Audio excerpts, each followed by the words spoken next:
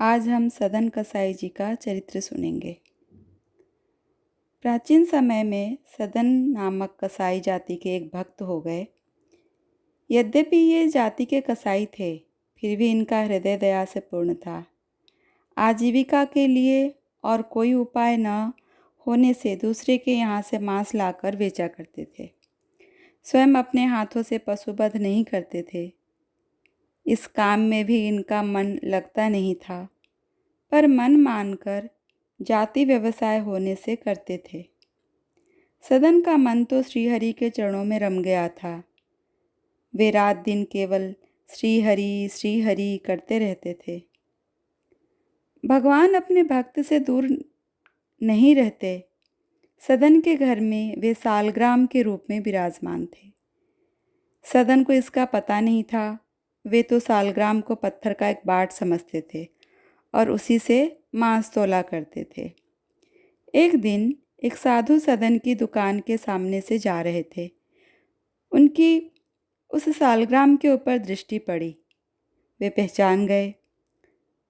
मांस विक्रेता कसाई के यहाँ अपवित्र स्थल में सालिग्राम जी को देखकर साधु को बड़ा क्लेश हुआ। सदन से मांगकर वे सालिग्राम को ले गए। सदन ने भी प्रसन्नतापूर्वक साधु को अपना वह चमकीला वाट दे दिया। साधु बाबा कुटिया पर पहुँचे। उन्होंने विधिपूर्वक सालिग्राम जी की पूजा की, परंतु भगवान को उससे प्रसन्नता नहीं हुई। रात में उन साधु को स्वप्न में भगवान ने कहा, तुम मुझे यहाँ क्यों ले आए? मुझे तो अपने भक्त सदन के घर में ही बड़ा सुख मिलता था। जब वह मांस तोलने के लिए मुझे उठाता था, तब उस समय उसके शीतल स्पर्श से मुझे अत्यंत आनंद मिलता था। मुझे सदन के बिना एक क्षण भी अच्छा नहीं जान पड़ता है। साधु महाराज जगे। उन्होंने सालिग्राम जी को उठाया और सदन के घर जाकर उसे दे आए।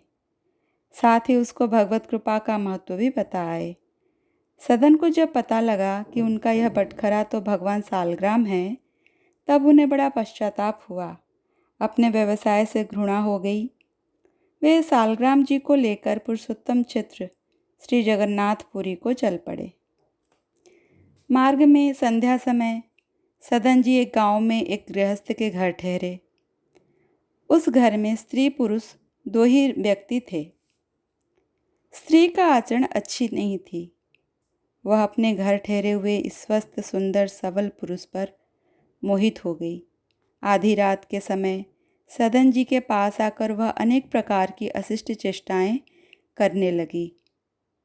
यह देख वे हाथ जोड़कर बोले, तुम तो मेरी माता हो, अपने बच्चे की परीक्षा मत लो माँ, मुझे तुम आशीर्वाद दो। उस स्त्री ने समझा कि मेरे पति के भय से ही यह मेरी बात नहीं मानता।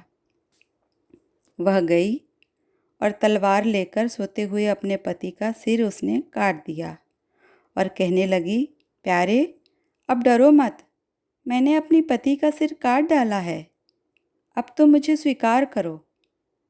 सदन भय से कांप उठे। स्त्री ने अनुनय विनय करके जब देख लिया कि उसकी प्रार्थना स्वीकार नहीं हो सकती, तब द्वार पर आकर छाती पीट कर रोने लगी।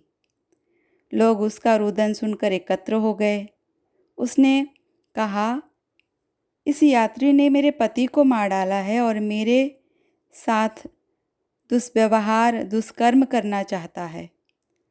लोगों ने सदन को खूब भला बुरा कहा, कुछ ने मारपीट भी किया, पर सदन ने कोई सफाई नहीं दी। मामला न्यायाधीश के पास गया। सदन तो प्रभु के लीला देख रहे थे, अतः अपराध न करने पर भी अपराध स्वीकार कर लिया।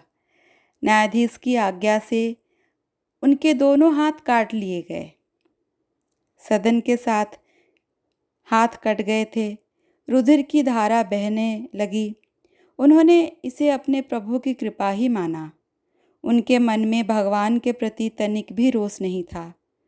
भगवान के सच्चे भक्त इस प्रकार निरपराध कष्ट पाने पर भी अपने स्वामी की दया ही मानते हैं। भगवान नाम का कीर्तन करते हुए सदन जगन्नाथपुरी को चल पड़े। उधर पुरी में प्रभु ने पुजारी को स्वप्न में आदेश दिया कि मेरा भक्त सदन मेरे पास आ रहा है, उसके हाथ कट गए हैं, पालकी लेकर जाओ और उसे आदरपूर्वक लेके आओ। पुजारी पालकी लिवा कर गए और आग्रहपूर्वक सदन को उसमें बैठा कर ले आए। सदन ने जैसे ही श्री जगन्नाथ जी को दंडवत करके कीर्तन के लिए भुजाएं उठाई, उनके दोनों हाथ पूर्ववत ठीक हो गए थे। प्रभु की कृपा से हाथ तो ठीक हुए, पर मन में शंका बनी रही कि वे काटे क्यों गए थे। रात में स्वप्न में भगवान ने सदन को बताया, तुम पूर्व जन्म में काशी में सदाचारी विद्वान ब्राह्मण थे। एक दिन एक गाय कसाई के घर से भागी जा रही थी। उसने तुम्हें पुकारा।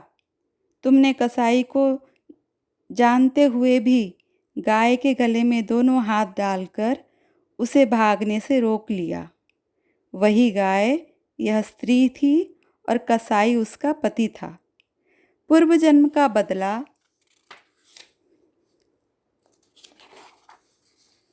लेने के लिए उसने उसका गला काटा। तुमने भयातुर गाय को दोनों हाथ से पकड़कर कसाई को सौंपा था। इस पाप से तुम्हारे का हाथ कट गए थे। इस दंड से तुम्हारे पाप का नाश हो गया। सदन ने भगवान की असीम कृपा का परिचय पाया। वे भगवत प्रेम में विभल हो गए। बहुत काल तक नाम कीर्तन, गुणगान तथा भगवान के ध्यान में तल्लीन रहते हुए उन्होंने पुरुषोत्तम क्षेत्र में निवास किया और अंत में श्री जगन्नाथ जी के चरणों में देह त्याग कर वे परम धाम पधारे।